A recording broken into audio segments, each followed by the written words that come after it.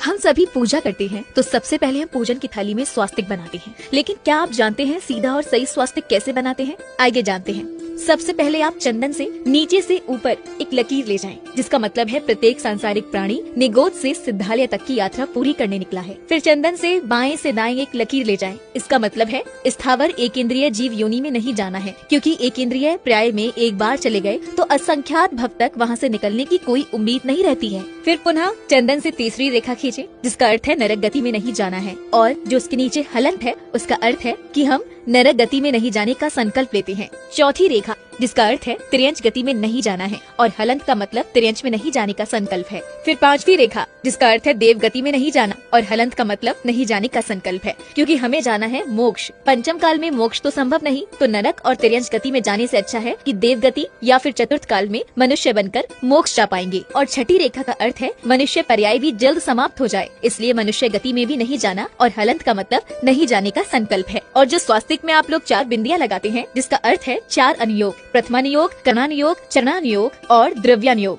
जिनको पढ़े बिना आपकी 4 गतियां नहीं छूट सकती। और स्वास्तिक के ऊपर 3 बिंदियां जो कि प्रतीक है सम्यक दर्शन, सम्यक ज्ञान और सम्यक चारित्र के। चारों अनुयोगों का जब ज्ञान हो जाता है तो व्यक्ति रत्न त्रय को धारण कर लेता है। और फिर सबसे अंत में आधा चंद्र और उसके ऊपर बिंदु, जिसका अर्थ है रत्न त्रय को धारण करने वाला जीव सर्व कर्मों का